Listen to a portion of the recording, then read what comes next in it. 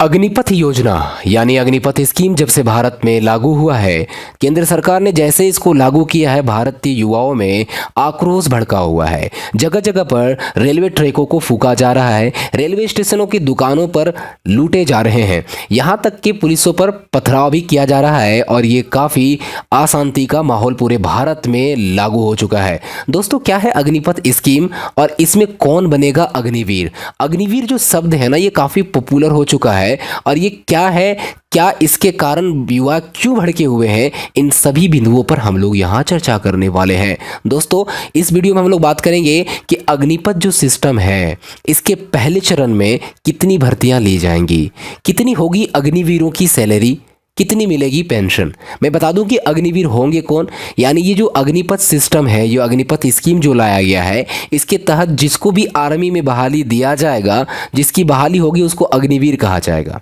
ठीक है, तो यहाँ पर कितनी होगी अग्निवीरों की सैलरी, क्या उसको मिलेगी पेंशन, और अगर मिलेगी तो कितनी मिलेगी पेंशन, इन सभी पर चर्चा करने वाले हैं। 4 साल बाद किस हालत में होंगे 75% अग्निवीर? अब यहाँ पर हम लोग 100% की बात क्यों नहीं कर रहे हैं, आगे जाके पता चलेगा। क्या सुरक्षा के लिहाज से ठीक नहीं अग्निपथ स्कीम? ये जो अग्निपथ योजना लाई गई है, क्या ये प्रोटेक्शन के लिहाज से ठीक नहीं? क्यों युवा भड़के हुए हैं, भड़कने के पीछे कारण क्या है, सब बातों का चर्चा करने वाले हैं। दोस्तों, अगर अभी तक से आपने हमारे YouTube चैनल को सब्सक्राइब और लाइक नहीं किया है तो जल्दी से सब्सक्राइब कर दें और बेल आइकन को दबाना ना भूलें ताकि ऑल लेटेस्ट अपडेट आपके तक पहुंचते रहें। दोस्तों, भारतीय सेना में भर्ती को लेकर अब तक का सबसे बड़ा बदलाव हुआ है। आर्मी, नेवी और एयरफोर्स में अब अग्निपथ स्कीम के तहत अग्निवीर की भर्ती होगी। ये सैनिक होंगे, लेकिन इनका रैंक मौजूदा रैंक से अलग होगा और ये अग्निवीर ही कहलाएंगे। ये अग्निवीर आर्मी, नेवी या एयरफोर्स में 4 साल के लिए रहेंगे, यानी इसकी जो जॉब का जो ड्यूरेशन होगा, यानी इसका जो सेवा देने का जो कार्यकाल होगा, वो केवल और केवल 4 साल के लिए रहेगा। इन अग्निवीरों में ही अधिकतम 25% को बाद में परमानेंट होने का मौका दिया जाएगा। अब बच्चे इसीलिए आक्रोश में हैं कि 25% को हम 4 साल अगर हम सेवा देते हैं, उसमें से 25% बच्चों को ही परमानेंट आगे जॉब दिया जाएगा, बाकी 75% बच्चों को क्यों नहीं, उनको फिर अपनी डेली जीवन में लौटना पड़ेगा। 90 दिनों में आर्मी में भर्ती के लिए पहली रिक्रूटमेंट रैली हो जाएगी, यानी 3 महीने के अंदर आपका यहाँ पर पहला रिक्रूटमेंट जो रैली है वो कर दिया जाएगा। पहले चरण में कितने होंगी? तो पहले चरण में आर्मी के लिए 40,000 भर्ती होंगी, नेवी के लिए 3,000 और एयरफोर्स के लिए 3,500 यानी 3,500 अग्निवीरों की भर्ती की जाएगी। ठीक है दोस्तों, अब यहाँ पर आगे क्या कहा जाता है कि जो अग्निवीर भर्ती की लाइन है, वो लाइन में वही लोग लग पाएंगे ना जिनकी उम्र सीमा 17.5 साल से 21 साल के बीच होगी। फिर यही पॉइंट में बच्चों में आक्रोश लाया है कि अगर मेरे एज में अगर 21 साल से ज़्यादा हो जाता है, मेरा एज अगर 21 साल से ज़्यादा हो गया है और पहले ये नियम नहीं था, अब ऐसा नियम क्यों थोपा जा रहा है? और हम लोगों को तैयारी कर करके हमारा एज एक्सपायर कर गया है और हमें एज रिलैक्सेशन देने की बात ही नहीं कही गई है। इनकी ट्रेनिंग मौजूदा रेजिमेंटल ट्रेनिंग सेंटरों में ही होगी। जो भी रेजिमेंटल ट्रेनिंग होते हैं, मैं आपको बताऊंगा रेजिमेंटल ट्रेनिंग क्या होता है सेंटर। तो यहाँ पर जितने भी जो आके अग्निवीर होंगे, उनकी जो ट्रेनिंग दी जाएगी वो मौजूदा जो अभी के जो प्रेजेंट में रेजिमेंटल ट्रेनिंग सेंटर है वहीं पर होगी। इसके लिए इन सेंटरों में इंफ्रास्ट्रक्चर जो है उसको बढ़ाया जा रहा है। भर्ती के बाद फौज की जरूरत के हिसाब से अग्निवीरों को कहीं भी तैनाती दी जा सकती है। पूरे भारत में, ऑल ओवर इंडिया में कहीं भी आपको पोस्टिंग दिया जा सकता है। आर्मी में अग्निवीरों की भर्ती ऑल इंडिया ऑल क्लास के आधार पर होगी। ऑल इंडिया ऑल क्लास का मतलब क्या होता है? ऑल इंडिया ऑल क्लास का मतलब ये हुआ कि भारत के हर कोने से बच्चे इसमें अपने भर्ती को लेकर अपनी योग्यता शामिल कर सकते हैं और उसमें भर्ती ले सकते हैं। भर्ती के बाद उन्हें आर्मी के किसी भी रेजिमेंट या यूनिट में भेजा जा सकता है। अग्निपथ स्कीम के साथ ही इंडियन आर्मी में अंग्रेजों के जमाने से जो चला आ रहा रेजिमेंट सिस्टम है वो भी बदला जाएगा। आपको बता दें दोस्तों कि अभी तक से जो रेजिमेंट सेंटर हैं, Sikh regiment, Rajput regiment, Maratha regiment या जाट रेजिमेंट में उसी कम्युनिटी के युवाओं को सैनिक के तौर पर लिया जाता है।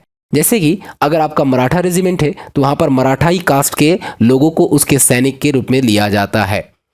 इस पर army chief general Manoj Pande ने क्या कहा है? उन्होंने कहा है कि अभी भी कमोबेश ऑल इंडिया ऑल क्लास ही है, यानी अभी का जो सिस्टम है वो अभी भी ऑल इंडिया ऑल क्लास का ही है, यानी आर्मी की 75% यूनिटों में all India all class component ही हैं, यानी जो 75% जो बच्चे हैं, जो आर्मी है, वो पूरे भारत के ही हैं। रेजिमेंट सिस्टम बदलने का मकसद सिर्फ और सिर्फ रिक्रूटमेंट के आधार को और वाइड करना यानी व्यापक करना, फैलाना है। देश के हर कोने के युवा में इसको मौका दिया जाएगा। ठीक है दोस्तों, अब कहा जाता है कि नेवी में महिलाएं भी बनेंगी अग्निवीर। पहले क्या था ना कि अग्निपथ स्कीम के तहत इंडियन नेवी में महिलाएं भी अग्निवीर बन सकेंगी। अब तक इंडियन नेवी में महिलाएं सिर्फ ऑफिसर रैंक में हैं और सेलर रैंक में सिर्फ पुरुष होते हैं। अग्निपथ स्कीम के ऐलान के साथ ही इंडियन नेवी के चीफ एडमिरल जो है आर हरि कुमार ने कहा है कि हम अग्निपथ स्कीम के साथ साथ महिला सेलर को भी शामिल करेंगे। यानी पहले सिर्फ महिलाएं जो होती थी वो सिर्फ ऑफिसर रैंक में बहाली किए जाते थे, लेकिन अब सेलर जो होगा, जो आपका एक्स और वाई कैटेगरी का जो बहाली ली जाती है, उसमें अब महिलाएं भी होंगी। नेवी चीफ ने कहा है कि महिला अधिकारियों को पिछले करीब 1.5 साल से ऑन बोर्ड यानी वर्कशिप में तैनाती भी दी गई है। हम जेंडर न्यूट्रल सर्विस हैं, हम लोग यहाँ पर भेदभाव नहीं करते हैं और अग्निपथ के तहत महिलाओं को भी मौका दिया जाएगा। अब इसके बाद क्या कहा जाता है कि 30,000 से सैलरी शुरू होगी, यानी आपका जो पे अलाउंस होगा, इसमें जो मासिक शुल्क आपको दिया जाएगा वो आपको दिया जाएगा 30,000 रुपये पे अलाउंस आपको दी जाएंगी। अग्निवीरों को पहले साल 30,000 रुपये मासिक सैलरी मिलेगी, दूसरे साल 33,000 यानी 3,000 आपका बढ़ेगा, तीसरे साल 36,500 यानी 36,500 रुपये आपको मिलेंगे और जो चौथा साल जो होगा, जब आपकी जॉब जाने की होगी, उस समय आपको 40,000 रुपये मासिक सैलरी दी जाएगी। सैलरी के अलावा रिस्क और hardship allowance, ration allowance, dress और ट्रेवल अलाउंस भी मिलेगा, जिस तरीके से आर्मी को नॉर्मल मिलता है। स्पेशलाइज्ड मैन पावर के लिए ITI और दूसरे टेक्निकल इंस्टीट्यूट से युवाओं को लिया जाएगा। 4 साल पूरा होने पर जब सैनिक बाहर आएंगे तो उन्हें सेवा निधि मिलेगी, यानी उसको सेवा का एक निधि दिया जाएगा। इसमें हर महीने सैलरी के 30% अमाउंट कटेगा और इतनी ही राशि सरकार देगी। 4 साल में यह रकम 11,70,000 रुपये हो जाएंगे, यानी आपका PF कटेगा, है ना। आप PF कटेगा और आपका 4 साल में कितना हो जाएगा, 11,70,000 रुपये हो जाएंगे। इसमें कोई इनकम टैक्स नहीं लगेगा, यानी जिस तरीके से आर्मी या जो भी आपके थल सेना, जल सेना और वायु सेना, तीनों स्तर की जो सेनाएं होती है, उन लोगों को इनकम टैक्स नहीं देना पड़ता है, तो यहाँ पर आपके जो अग्निवीर होंगे, इन लोगों को भी इनकम टैक्स नहीं लगेगा। अग्निवीर का 48 लाख का लाइफ इंश्योरेंस कवर भी किया जाएगा, यानी अगर आपको किसी तरीके से किसी घटना में अगर जान चली जाती है, यानी एक्सीडेंट में, तो आपको 48 लाख रुपए लाइफ इंश्योरेंस का कवर दिया जाएगा। इसके लिए उन्हें अपनी सैलरी से कोई योगदान नहीं देना होगा, यानी जो PF और DA कटता है उससे कटकर आपका वो नहीं जाएगा, ये सरकार देगी। लाइफ इंश्योरेंस कवर के अलावा सर्विस के दौरान अगर मौत हो जाती है तो सरकार 44 लाख रुपए का एक्स ग्रेशिया भी देगा। साथ ही जितने सर्विस बची होगी उसकी सैलरी और उससे बचे वक्त की सेवा निधि का हिस्सा भी मिलेगा। विकलांग होने पर सर्विस से बाहर हुए तो विकलांगता के आधार पर 1 टाइम की आर्थिक मदद का प्रावधान होगा कि अगर आप किसी कारण से विकलांग हो जाते हैं, और आर्मी में विकलांग का कोई जगह नहीं होता है, एक्चुअल में जो ऑफिसर ग्रेड होते हैं वहाँ पर हो सकता है, लेकिन आर्मी में विकलांगों की कोई जगह नहीं होती। अगर किसी कारणवश अगर आप सर्विस के दौरान अगर विकलांग हो जाते हो तो विकलांगता के आधार पर आपको 1 टाइम की आर्थिक मदद मिलेगी, यानी आपका पूरा का पूरा गोल्डन रिटायर कर सकते हो, यानी पूरे के पूरे पैसे आप एक बार लेके निकल सकते हो। पेंशन नहीं होगी यहाँ पर, एक सर्विसमैन का फायदा भी नहीं मिलेगा आपको। 4 साल की सर्विस पूरी हो जाएगी ना, उसके बाद अग्निवीर जब बाहर होंगे तो ये किसी भी तरह की पेंशन या ग्रेजुइटी का हकदार नहीं हो पाएंगे। सर्विस के दौरान इन्हें स्किल ट्रेनिंग दी जाएगी, यानी जब आप सर्विस कर देंगे तो आपको स्किल ट्रेनिंग इन्हेंसमेंट कोर्स करवाया जाएगा। 4 साल के बाद सभी अग्निवीर बाहर हो जाएंगे, इसमें कोई शक नहीं। फिर इनमें से अधिकतम 25% जो होंगे उसको रेगुलर कैडर के तौर पर यानी परमानेंट के तौर पर सेना ज्वाइन करने का मौका दिया जाएगा। यह कितने % होगा यह सेना की जरूरत पर निर्भर करेगा। अब यहाँ पर एक बात यहाँ पर मौका दिया जाता है कि 25% को बढ़ाया या घटाया जा सकता है। अगर सेना में अगर कम की जरूरत होगी तो 25% से कम भी हो सकता है, और अगर ज़्यादा की जरूरत होगी सेनाओं की तो 25% से ज़्यादा को परमानेंट किया जा सकेगा। ऐसे में सवाल उठ रहा है कि युवा क्यों अग्निवीर बनेंगे। इसके जवाब में एयरफोर्स के चीफ ने कहा है कि आज भी 12वीं के बाद युवा तो स्किल ट्रेनिंग लेते हैं या हायर एजुकेशन लेते हैं या फिर जॉब ढूंढते हैं। हम युवाओं को एक साथ तीनों मौका दे रहे हैं। उन्हें अच्छी सैलरी मिलेगी, 4 साल में अच्छा बैंक बैलेंस हो जाएगा, साथ ही उन्हें स्किल ट्रेनिंग भी दी जाएगी।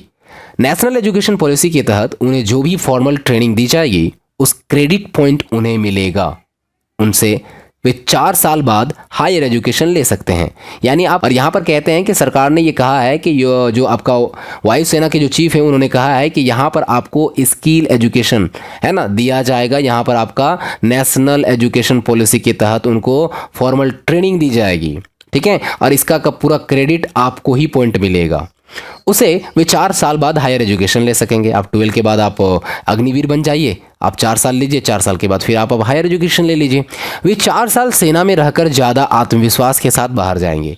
यानी सेना में जो डिसिप्लिन होता है, जो आपका सेल्फ डिसिप्लिन होता है, उसके साथ साथ कॉन्फिडेंट होता है, कम लेवल आपका बढ़ जाता है, उसके साथ बात कॉन्फिडेंट हो जाते हो, ये सभी लेके आत्मविश्वास के साथ आप बाहर जाएंगे तो आपका जॉब अपॉर्चुनिटी बढ़ जाएगा, ये इनका कहना है।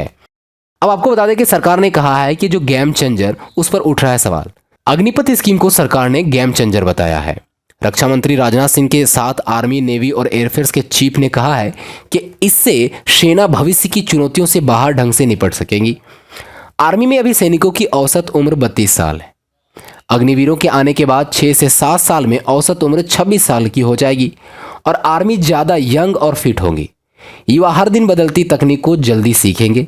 रक्षा मंत्री राजनाथ सिंह ने कहा है कि भारतीय सेना को विश्व की बेहतरीन सेना बनाने के लिए अग्निपथ नाम की ऐतिहासिक योजना लाई गई है। उन्होंने कहा है कि युवा नई टेक्नोलॉजी जल्दी सीखेंगे और उनका फिटनेस का स्तर भी बहुत अच्छा होगा। इससे रोजगार के मौके बढ़ेंगे। भारतीय अर्थव्यवस्था को भी हायर स्किल वर्कफोर्स मिलेगी। यानी ये भारत की जो इकोनॉमिकल स्टेट है, वो इकोनॉमिकल जो स्तर है वो काफ़ी बढ़ जाएगा। यहाँ पर युवाओं की एक है ना हेल्दी और वेल्दी एक बच्चों का एक झुंड मिलेगा। और आपको कह दें कि सरकार ने कहा है कि ये एक गेम चेंजर होगा। ये जो योजना लाई गई है वो एक पूरा का पूरा किस्सा बदल देने वाला है। हालांकि अग्निपथ को लेकर कई सवाल भी उठ रहे हैं। मेजर जनरल रिटायर्ड यश मौर्य ने कहा है कि यह दुर्भाग्यपूर्ण है कि देश की सेना में रिक्रूटमेंट को पैसा को बचाने के हिसाब में देखने में सरकार जुड़ गई है। उन्होंने कहा है कि अग्निवीर में से कौन सा 25% परमानेंट होंगे, उन्हें कैसे जज किया जाएगा, क्योंकि 4 साल का वक्त उनकी स्किल को जज करने के हिसाब से काफ़ी कम होता है। उन्हें इतने कम वक्त में कोई स्पेशलाइज्ड ट्रेनिंग भी नहीं दी जा सकती। 4 साल बाद बहुत से युवा सड़कों पर असंतुष्ट होकर घूमेंगे। साथ ही इसका फौज पर नेगेटिव असर पड़ेगा। अग्निवीर को अलग नज़र से देखा जाएगा। क्या उन्हें सीक्रेट ड्यूटी दे सकते हैं? क्या उन्हें कॉन्फिडेंशियल टास्क दे सकते हैं? कैसे पता होगा कि 4 साल बाद जब वह बाहर आएगा तो वो साथ डेटा नहीं ले जाएगा, है ना? यानी वो अपने अंदर जो आर्मी की जो आपके प्रोटेक्शन के जो डेटा होते हैं, क्या ऐसा नहीं हो सकता है कि वो डेटा को 4 साल के बाद बाहर नहीं ले जा सकता है? तो ये सवाल उठाए जा रहे हैं और ये सवाल मेजर जनरल यानी रिटायर्ड यश मौर्य ने कहा है कि ये दुर्भाग्यपूर्ण है कि देश की सेना में रिक्रूटमेंट को पैसा के बचाने के हिसाब से देखने लगा है। उन्होंने कहा है कि अग्निवीर में से कौन से 25% जो परमानेंट होंगे उसको कैसे जज करेंगे आप? क्यों 4 साल का वक्त उनकी स्किल को जज करने के हिसाब से काफ़ी कम होता है? उन्हें इतने कम वक्त में कोई स्पेशलाइज कैसे ट्रेनिंग दी जा सकती है? 4 साल बाद से बहुत सारे युवा जो होंगे सड़कों पर असंतुष्ट घूमेंगे। साथ ही इनका फौज नेगेटिव असर पड़ेगा हमारे फौजों पर और बहुत सारे डेटा जो सीक्रेट्स होंगे उसको बाहर लेके चले जाएंगे। क्या गारंटी है? जब उन्हें पता है कि 4 साल बाद बाहर कर रहे हैं तो उनकी क्या लॉयल्टी होगी? सुरक्षा और सेना के उत्साह के हिसाब से यह ठीक नहीं है।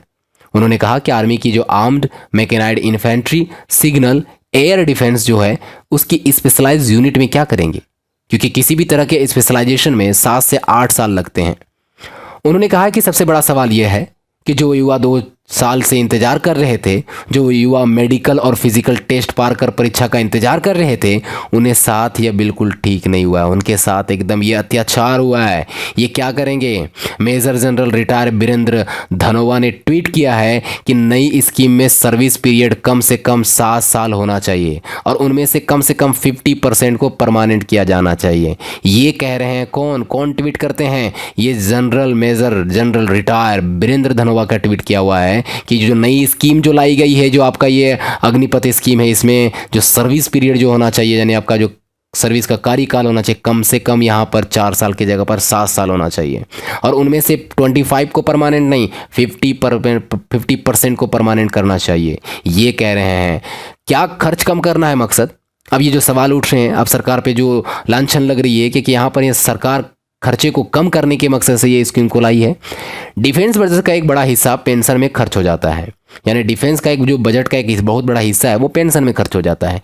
इसलिए मंत्रालय में कई बार इसे लेकर चर्चा हुई है कि पेंशन का खर्च कम किया जाए और उस पैसे को सेना के मॉडर्नाइजेशन यानी आधुनिकीकरण में इस्तेमाल किया जा सकता है। हालांकि राजनाथ सिंह से यह पूछने पर ये अग्निपथ स्कीम को लागू करने से कितनी बचत होगी, उन्होंने कहा कि हम आर्म फोर्स की जितनी ज़रूरत है उतना खर्च करने को तैयार हैं। यानी जो आर्म फोर्स है उसमें जितना जो खर्चा होगा उतना खर्चा हम देने के लिए तैयार हैं। अग्निपथ स्कीम है ये क्या है और इस पर आंदोलन क्यों छिड़े हुए हैं, इन सभी पे बात कर लिए। आज के लिए इतना ही, इजाज़त दीजिए। अस्सलाम वालेकुम, जय हिंद, जोहार।